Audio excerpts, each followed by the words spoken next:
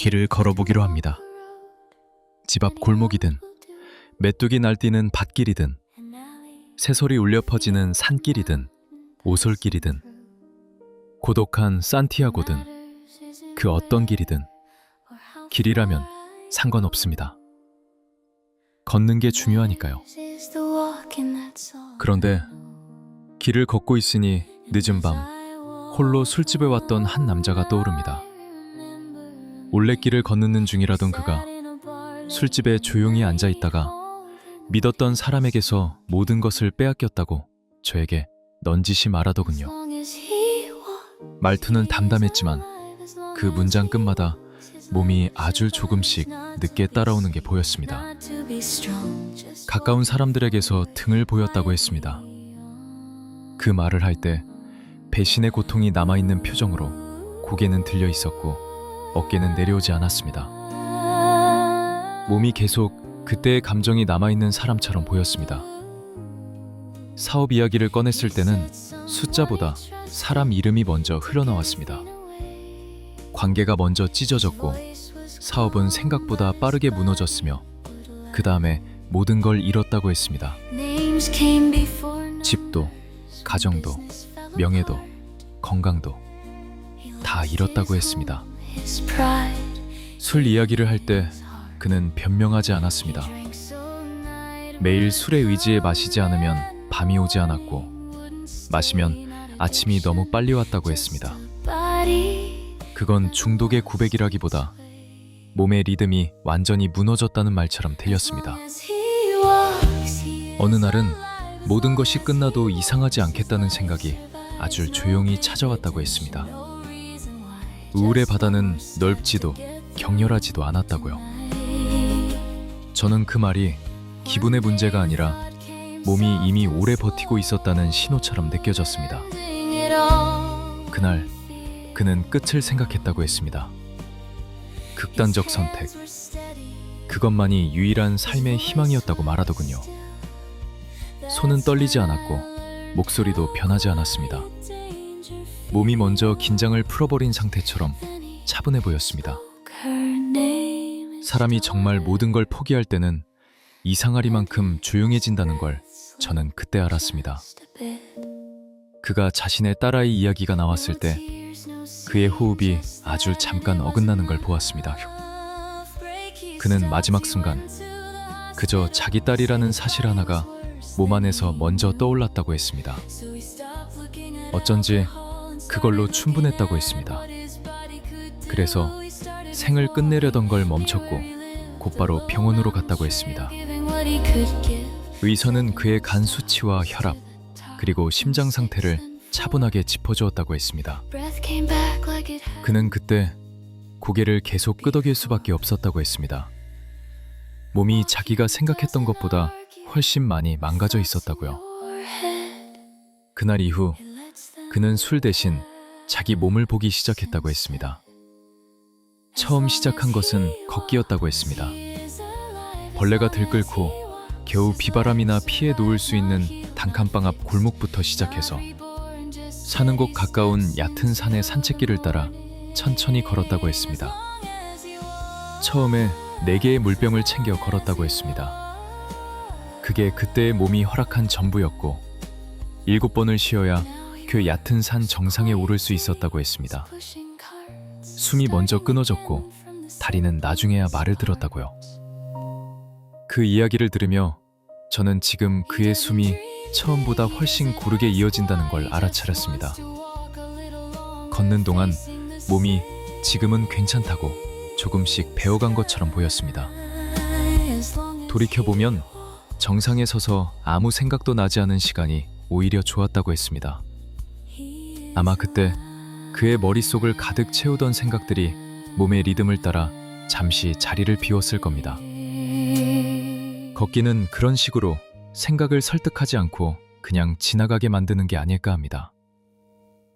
며칠이 지나자 그 얕은 산을 오르는데 쉼은 6번, 5번, 어느 날은 4번으로 줄었다고 했습니다. 몸이 무언가를 기억하기 시작한 것 같았다고 했습니다. 저는 그걸 의지가 아니라 신경이 리듬을 되찾는 과정이라고 생각했습니다. 그는 어느 날 물병도 챙기지 않고 올랐다고 했습니다. 괜찮을 것 같아서가 아니라 그저 들고 오르고 싶지 않았기 때문이라고 했습니다. 쉼도 없이 단번에 정상에 올라서야 목이 마르다는 걸 알았다고 했습니다. 그건 아마 몸이 더 이상 계속 긴급 신호를 보내지 않아도 된다는 뜻이었을 겁니다. 숨이 가라앉고 감정의 진폭이 줄어들면 갈증도 그제야 느껴지는가 봅니다. 아무튼 그는 그 순간 살아있다는 생각이 아주 늦게 그러나 분명하게 왔다고 했습니다. 길은 점점 길어졌다고 했습니다. 산의 높이를 올려 800m, 1000m, 급기야 설악산, 한라산, 지리산까지 올랐다고 했습니다. 다니며 산의 이름은 외우지 않았다고 했습니다. 이름보다 걸으며 느껴지던 감각이 더 중요했기 때문이라고 했습니다. 갚는 동안 사람 생각은 줄어들고 몸에 대한 감각은 늘어났다고 했습니다.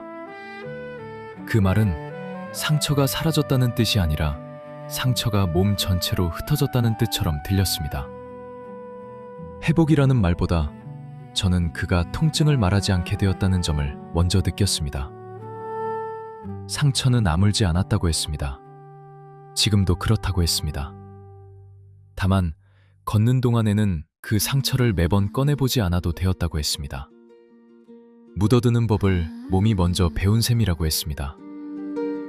전국의 산을 다 돌고 난 후 어느 순간부터 그는 설악산만 자주 오르기 시작했다고 했습니다. 한 달에 한 번. 비가 와도 몸이 무거워도 그렇게 했다고요. 약속이라기보다는 리듬에 가까웠다고 했습니다. 저는 그 말을 들으며 걷기가 사람을 바꾸는 행위라기보다 사람이 스스로를 덜 흔들리게 만드는 방식이라는 생각이 들었습니다. 강한 기쁨 대신 낮은 안정이 길게 이어지는 쪽으로요. 살고 싶다는 의지는 어느 날 갑자기 생기지 않았다고 했습니다. 대신 오늘 하루를 넘기고 싶다는 마음이 계속 남아 있었다고 했습니다. 모든 걸 내려놓은 채 다시 처음부터 시작한다는 마음으로 대형마트에서 카트 정리하는 아르바이트하며 하루하루를 보내고 있다고 했습니다. 딸아이를 위해 대단한 인생을 다시 살겠다는 생각은 지금도 없다고 했습니다. 다만 조금 더 오래 같은 방향을 바라보며 걸어가고 싶을 뿐이라고 했습니다. 지금도 그는 틈만 나면 걷는다고 했습니다. 걷지 않으면 생각이 자기 몸을 앞질러 가기 때문이라고 했습니다.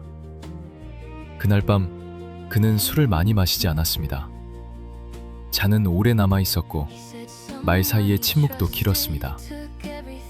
저는 그가 다시 걷기 위해 잠시 앉아 있었을 뿐이라는 생각이 들었습니다.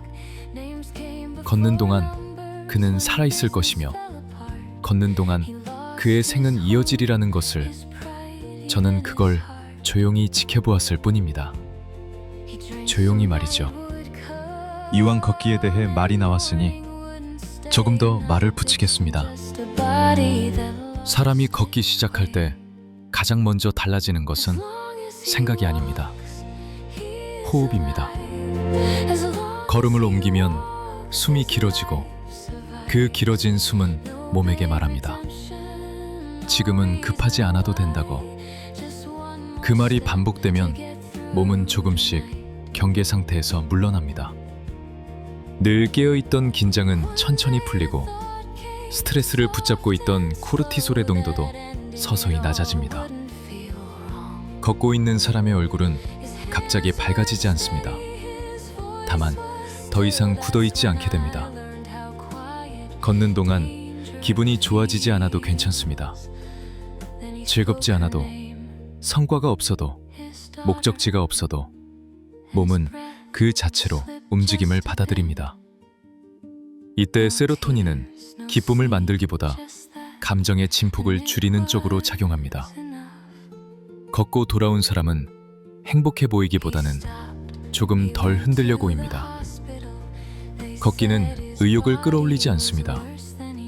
도파민을 한 번에 터뜨리지도 않습니다. 대신 낮은 수준의 동기를 길게 유지합니다. 걷는 사람은 흥분하지 않지만 멈추지도 않습니다.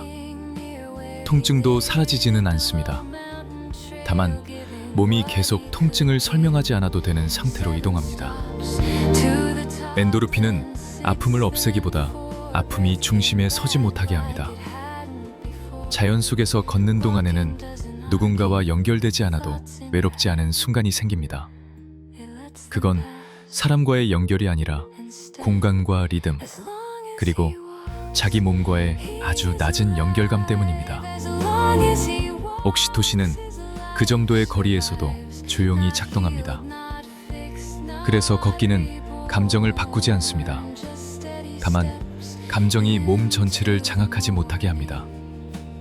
생각과 감정 사이에 아주 얇은 틈을 만들고 그 틈 덕분에 사람은 오늘 하루를 설명하지 않고도 지나갈 수 있습니다.